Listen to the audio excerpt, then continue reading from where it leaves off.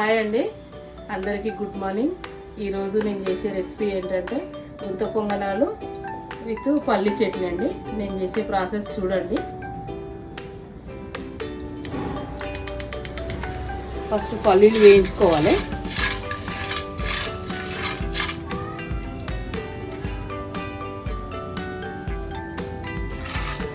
పల్లీలు మంచిగా వేయించుకోవాలండి.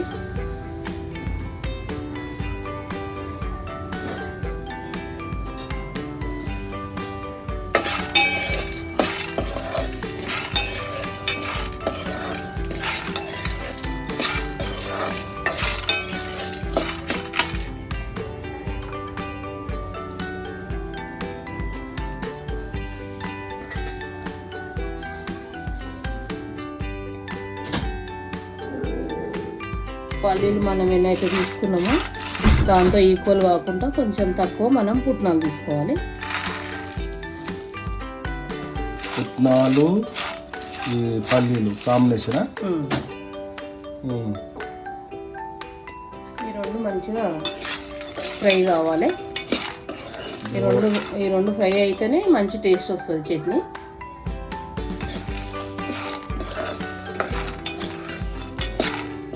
మంచిగా వేగే వరకు చూసుకోవాలన్నారు.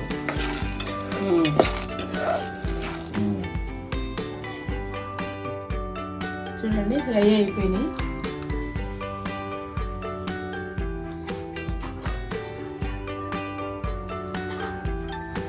ఇవి ఫ్రై అయిన తర్వాత మనం మిక్సీ జార్లోకి వేసుకోవాలి.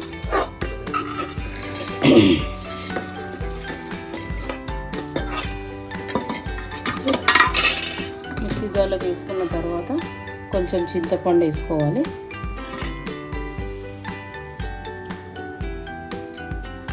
కొంచెం కరివేపాకు వేసుకోవాలి. పచ్చిమిర్చి మనం కారం తినేదాన్ని బట్టి మేము కొంచెం స్పైసీగానే తింటామండి. మేము ఒక 10 అలా వేసుకుంటాము పచ్చిమిర్చి. ఇప్పుడు ఈ మధ్య వచ్చే పచ్చిమిర్చి అసలు ఏం కారం ఉంటలేవండి, అందుకే ఎక్కువ వేస్తున్నాను అనమాట. అందుకే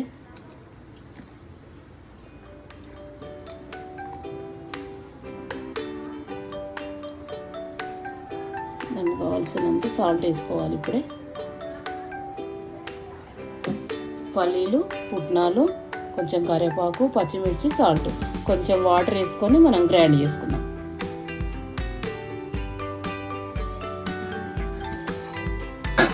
చట్నీ ఇగో మిక్సీలో పట్టుకున్నానండి. చట్నీ రెడీ అయిపోయింది.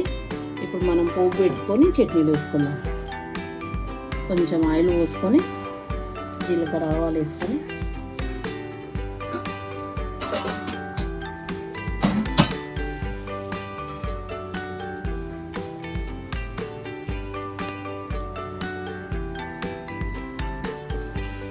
అంటే ఇట్లా పోపు పెట్టుకున్నా పర్వాలేదు, పోపు పెట్టకపోయినా బాగానే ఉంటుంది. కంపల్సరీ పెట్టాలని ఏం లేదు, మన ఇష్టాన్ని బట్టి.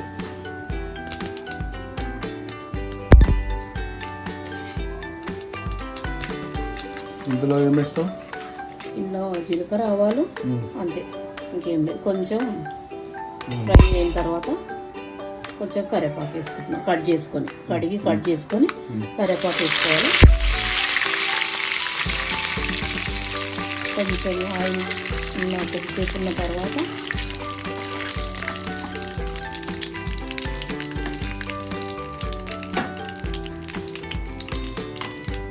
దీంట్లో వేసుకోవడం, కలుపుకోవాలి.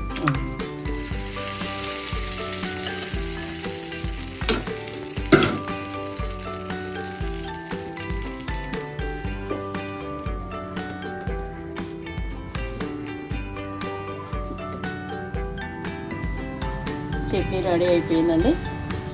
పొంగనాలు ప్రాసెస్ చేద్దాము.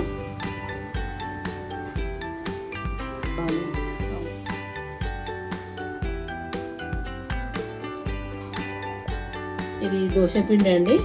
2 గ్లాసుల బియ్యానికి రేషన్ బియ్యం తీసుకోవాలి మనం. రేషన్ బియ్యానికి బాగా వస్తాయి. రేషన్ బియ్యం 2 గ్లాసులు, 1 గ్లాసు మినపప్పు తీసుకోవాలి. రాత్రే నానబెట్టి రుబ్బి పెట్టుకోవాలి.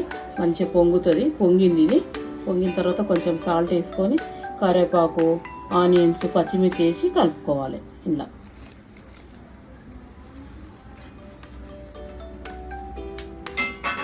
వేసిన తర్వాత అన్నీ సాల్ట్ వేసేసినాను. ఇవన్నీ వేసి కలుపుకోవాలి. గుంత పొంగనాలకి మనం దోశపిండి మనం ఎంతైతే గుంత పొంగనాలు చేస్తామో అంత తీసుకొని దాంట్లో ఇవి వేసి కలుపుకోవాలి.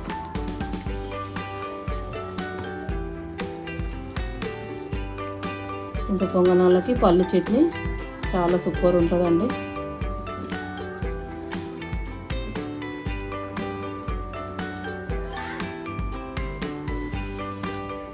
ఇప్పుడు స్టవ్ ఆన్ చేసుకొని పెంక పెట్టుకోవాలండి. కొంచెం ఆయిల్ వేసుకోవాలండి. ఆయిల్ లేకుండా రాదు, కొంచెం అంటుకుంటుంది. కాకపోతే కొంచెం ఆయిల్ వేసుకుంటే సరిపోతుంది.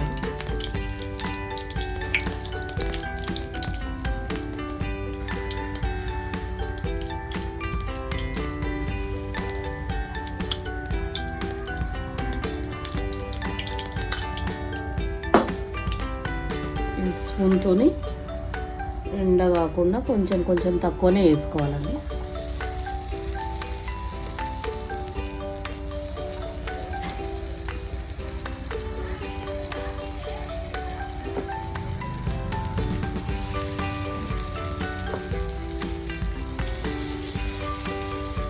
అన్నిట్లలో ఫిల్ చేయాలి. ఇక ఫుల్ చేసుకోవాలి.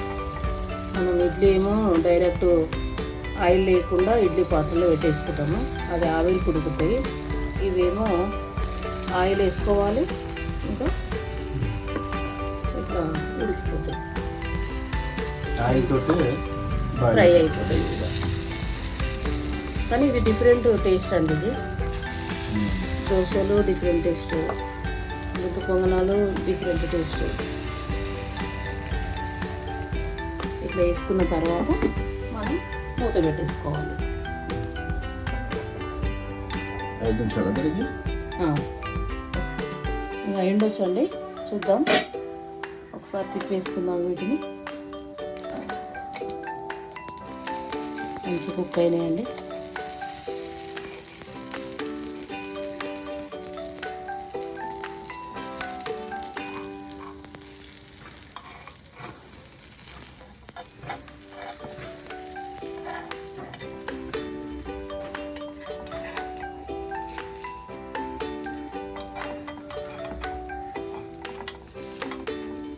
పిల్లలకు సాయంత్రం టైం అయినా కానీ స్నాక్స్ లాగా పిల్లలు బాగా ఇష్టంగా తింటారండి. ఇది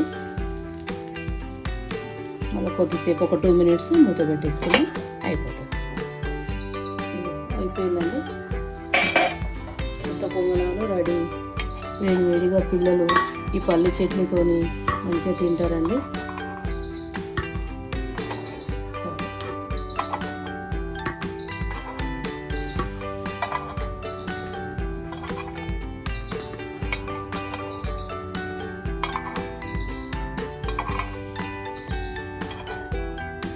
మళ్ళీ ఇంకొకసారి వేసుకున్నామండి.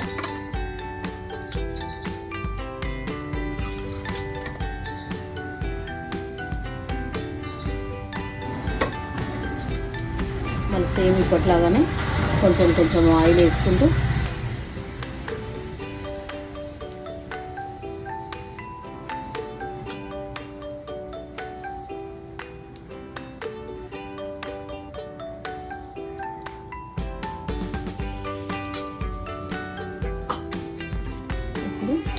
పిండి వేసుకుందాం మనం.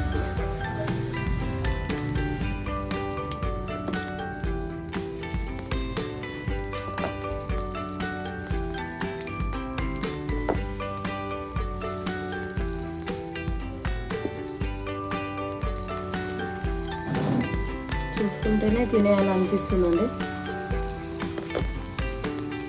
ఇది ఒక వెరైటీ టేస్ట్, డిఫరెంట్గా. ఎప్పుడు రొటీన్గా కాకుండా మనం అప్పుడప్పుడు డిఫరెంట్ టేస్ట్ కూడా చేయాలి. ఎంతైనా మన ఇంట్లో చేసుకునేది కదా హెల్దీ ఫుడ్.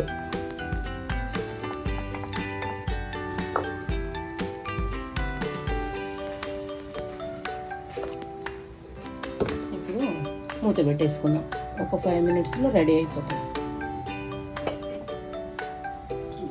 రెడీ అయిందండి, మళ్ళీ తిప్పేసుకుందాం.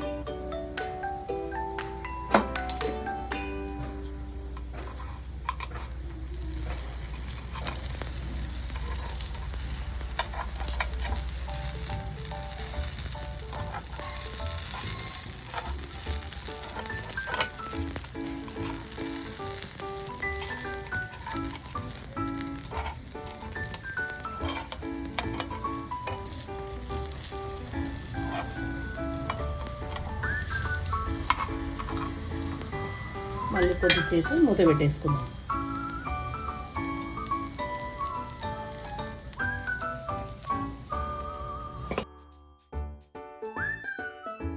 చూడండి రెడీ అయిపోయినాయి గుంత పొంగనాలు, మంచిగా స్మూత్గా రెడీ అయినాయి. చూడండి కొంచెం కారం పొడి అద్దుకొని, కొంచెం పల్లి చట్నీ అద్దుకొని తింటే సూపర్ ఉంటుందండి.